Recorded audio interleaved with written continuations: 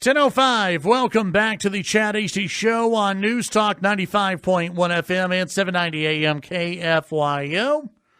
Our next guest here on the show today, we normally visit with him on Mondays, but he was a little bit busy.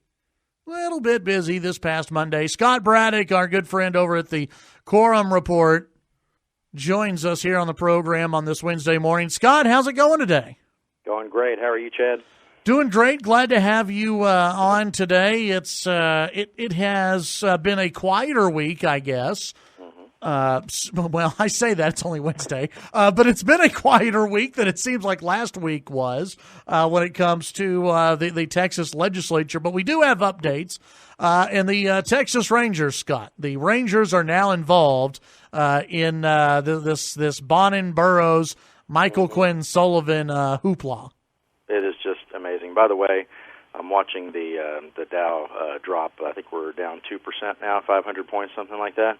I was also told earlier today that Speaker Bonnen and Dustin Burrows, both of their stock has dropped precipitously as well. As all of this has unfolded here in Austin, Texas Rangers were asked to step in here and investigate, and I think people don't understand exactly what the Texas Rangers do. People have the image in their mind of, Woodrow Call and Augustus McCrae from Lonesome Dove, the Texas Rangers, driving cattle or whatever. But look, it's the state's elite investigative force.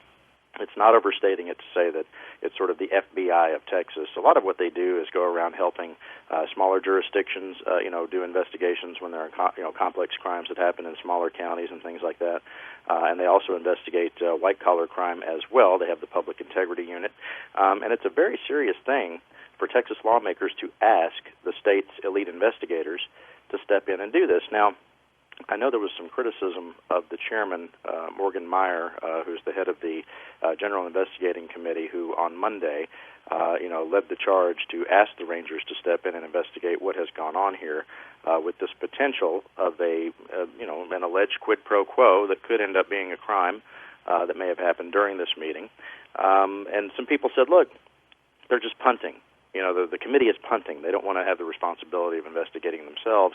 But I think it's probably a wise move to hand it over to law enforcement, who can't be accused, I don't think credibly accused of, being politically biased one way or another.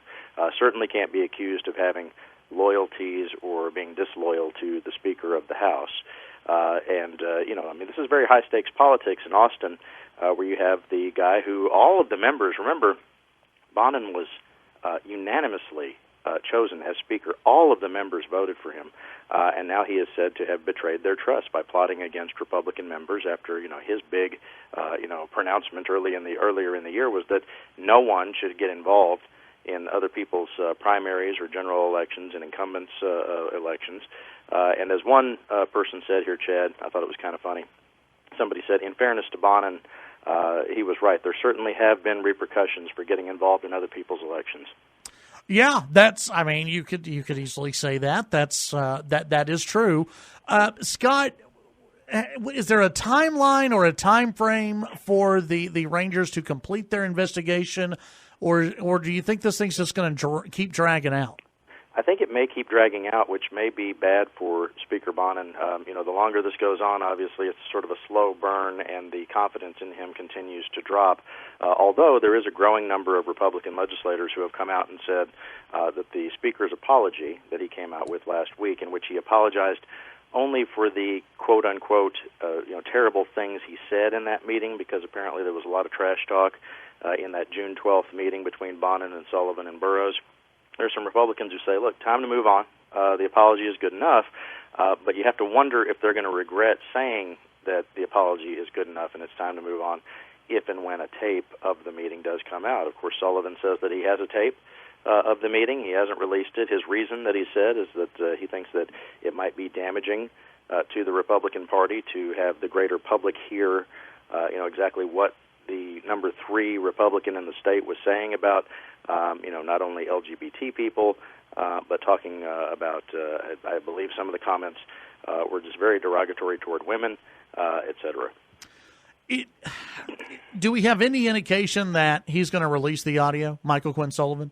I listened to the little podcast that he does with his attorney, Tony McDonald, last week, and in the podcast, Sullivan did say that it would come out at some point. Of course, interesting to think about the timing of everything that's happening right now. As I talk to you from Austin, the American Legislative Exchange Council Summit is starting, and if people aren't familiar with ALEC, I know your listeners probably are, but it's a big deal for Republicans.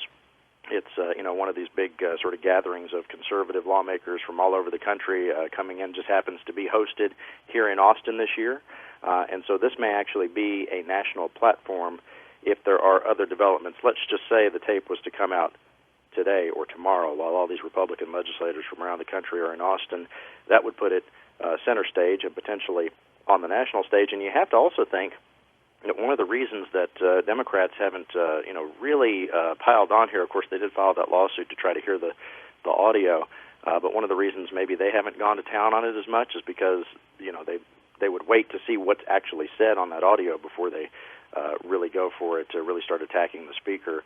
But you could imagine that this situation could have national implications. I was told, and we reported yesterday at quorumreport.com, that the Republican National Committee is starting to get nervous about this, as far as whether there's a real issue in Texas, a politically explosive problem for Republicans in Texas, and, of course, what is considered a state that's a not swing state but a key state by the Trump campaign. Anything that makes it harder for Republicans to win statewide in Texas might be concerning to them. Yeah, and I've heard these reports, and there was a report earlier this morning on KFYO that Republicans, this could be bad for Republicans if this keeps dragging out, and I guess I could see that, but I also think that the average person, the average Texan who's out there, I don't know if they care, Scott. I don't. They're busy taking their kids to school. They're concentrating on the national outrage of the day, whatever it may be. Right now I'm not ready to say that this is going to hurt Republicans in the state, because I just don't think people care right now. I don't know if it does or not. I will say this. Usually when there's a story about speaker politics, you're exactly right. Usually it's something that only people who really, really care about this stuff here in Austin, care about at all. Yeah, people like you and me. Yeah, right. And even down a level further, sometimes when it's speaker politics, it's only member to member of the Texas House who care about what's going on with the speaker. That's usually the case. But for whatever reason, this seems to have captured the imagination of a broader audience than that. For some reason, all the major daily newspapers are covering it in a way that a lot of times I can tell you, when it's a speaker deal, we might only be covering it at Quorum Report because it's really a thing that a lot of our audience cares about. But the major daily papers are covering it, the TV stations are covering it, and I know that online, social media, you see a lot of people talking about this, and not just sort of the normal people you might expect to be talking about it. So I think it has a life that's a little bigger than that. But I do think you're making a good point, which is this on its own would not be the thing that would turn Texas blue. I mean, that's not going to happen, right? And I agree with that. However, it could be part of a larger narrative. I think that it might be one of the boxes that Democrats would check off as they're going through their story about what they would argue about Republicans, which is to say they would argue, and it's not that I agree with this, but the audience should remember that this is what they may hear come next year. They would argue that the president is corrupt, and they would give you all the reasons for that. Then they would talk about how the attorney general in Texas is on trial for fraud in Houston, right, which may be happening this time next year, and they would say he's corrupt for that. And then they would say, look, you've got an indicted Speaker of the Texas House, potentially, if that was to happen by, this time next year. If it's part of that overall narrative, it becomes a little more powerful, and then something that Republicans do have to worry about as they face headwinds with Donald Trump at the top of the ticket. Yeah. Let's take a look at. I think we've covered that pretty well, and unless listen, until the Rangers wrap up their investigation, and really until Michael Quinn Sullivan decides if and when he's going to release the audio. Not much is going to happen. I think we'll probably continue to have some of these members come out and give their thoughts on the situation. When they get to hear the audio.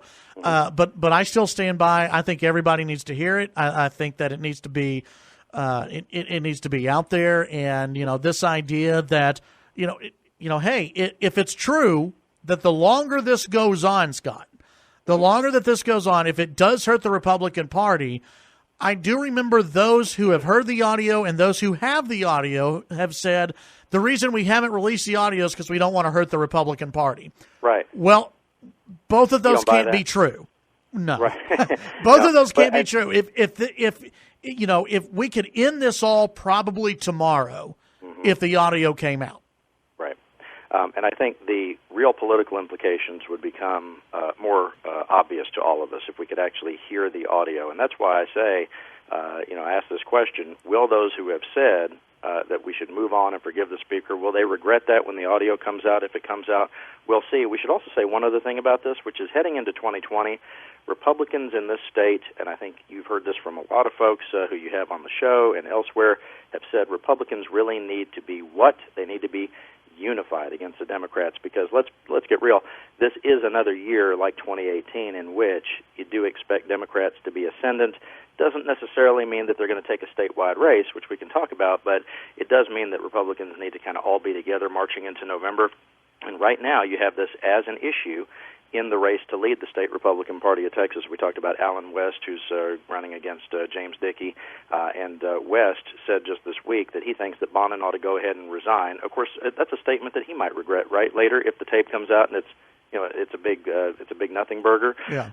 But you do have West making that argument, and then you have Dickey, who actually has the responsibility of trying to hold the Republican Party together moving into the next year, making what I would call a much more measured, maybe a more responsible statement, which is, let's see what the Rangers come up with. His quote was, "We will stay focused on our mission," as that continues. Yeah, I agree with that, by the way. Let's take a look. Beto O'Rourke is apparently for the second, third, fourth, fifth time. I don't know. He's resetting his campaign, Scott. Beto 5.0. Yeah, this is the new Beto O'Rourke, Scott, the one who's going to surge in the polls. Yeah, he's getting ready to reboot his campaign. And, of course, as he's getting to reboot his campaign with a big speech in El Paso, his hometown, you also have one of the major daily newspapers here in Texas saying he ought to forget about that and, come back to Texas and run against John Cornyn, who the Houston Chronicle argued is potentially vulnerable. I know you don't agree with that, but there's a debate about that. And you do have someone who has proven he can run an effective campaign in Texas. He has not proven that at all nationally, by the way.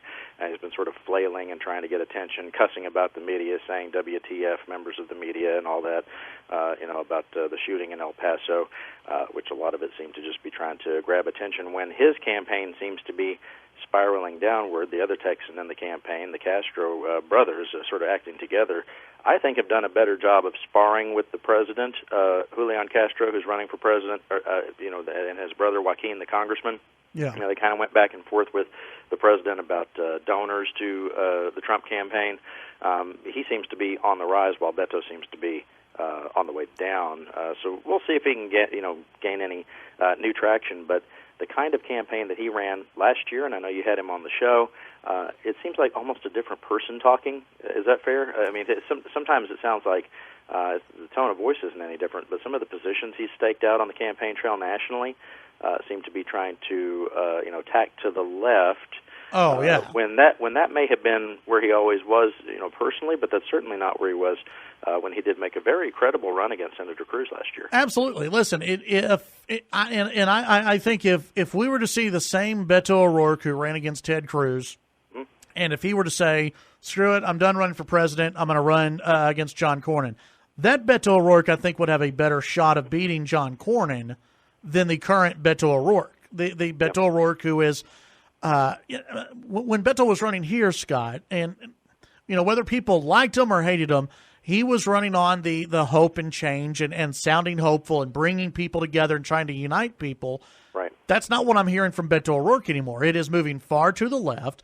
If he was challenging Cruz and saying, we should decriminalize the border. We want to do a mandatory gun buyback legislation in Texas. We want to do all these things. Cruz would have blown him out by 10, 12 points. It wouldn't have been close. It's possible. You may remember on gun issues last year, this isn't the quote, but it's pretty close. O'Rourke's thing was, if you like your AR-15, you can keep your AR-15. Yep. I don't hear him saying anything like that now. I do think that last year was a confluence of events, as Senator Cornyn has said. You have backlash to Trump, backlash to Cruz, and you do have the sort of Beto effect that we saw play into that. You do have at least two of those things potentially if Beto was to come back. You do have, a solid base of supporters for O'Rourke that he built up a network across the state of people who really like him, and you will have Trump at the top of the ticket. You won't have Cruz, who does have a lot of backlash to him, even among some Republicans. It should be said, there were, hundreds of thousands of Texans who voted both for Beto and then voted for Governor Abbott. Yes. People should keep that in mind. It's an interesting thing, interesting dynamic, and there's no one-punch straight-ticket voting next year, so that's sort of an X factor. And there is the fact that Cornyn doesn't have the same kind of base that Senator Cruz does, and I think you see that borne out even when you have Cornyn on the show, right? I mean, yeah. you've sort of made fun of the fact that any time that Cornyn will be on the air and you promote it on social media, it's usually Republicans who are criticizing the fact that he's making an appearance on a conservative radio talk show. Yeah, he gets it from all sides. And one of the things that and one of the reasons why I don't think Beto would have a chance against Cornyn is what you brought up, the Abbott-Beto voter. Is the Abbott voter who voted for Beto O'Rourke, is that person more likely to vote for Beto O'Rourke, the guy who has moved further to the left, than John Cornyn? It's an interesting question. You do have Governor Abbott having moved further to the right on some issues, even further to the right than Governor Perry. On immigration, for example, signing a sanctuary cities ban, and on some other things, where he sort of fell into the conspiracy theory world of Jade Helm and all that other stuff, that he was made fun of for. So I'm not sure. It's an interesting question, and a lot of folks still, after, he's in his second term now, and Governor Abbott, in the estimation of a lot of folks, hasn't completely staked out where he is on the Republican spectrum. It's a good question. Yeah. No, man, and I don't think it matters anyway. I think that O'Rourke's going to stick with his presidential campaign. I don't think he's coming back. At least his campaign seems to be pushing back on every publication that comes out and that says Beto come back to Texas. Well, and one other piece of just sort of reporting on the personal aspect of things. It's my understanding, and it has been for some time, that Beto O'Rourke's wife, the reason that he, was very happy to retire from Congress, is that it was their understanding he was going to do 3 terms in Congress and then he was going to retire, and then all of a sudden, there's all this demand for him to run for president among some. He decides he's going to do that, and the way this campaign is going, it looks like a retirement plan from politics to me. Yeah. All right, Scott, tell folks what they can find at Quorum Report. You are going to be pretty busy the next few days. Very busy. Kimberly Reeves, one of my reporters, an ace reporter, is down at ALEC right now, the American Legislative Exchange Council. She's reporting on the policy positions that they're talking about there. It's a real debate among conservatives about where to take state legislatures. And we'll have continuing coverage, of course, of what's going on with Speaker Bonnen. You can sign up for those free email alerts. So we never bother you with spam. It's only real news that comes to you in your inbox. At quorumreport.com, sign up for the free emails there at quorumreport.com. So you did get a press pass for ALEC. Well, we'll see. Okay. I'm going to go on down there and find out. Okay. Scott, thank you very much. Always good to have you on. Thanks, my friend. Talk soon. Have a good one. That's Scott Braddock, editor, Quorum Report.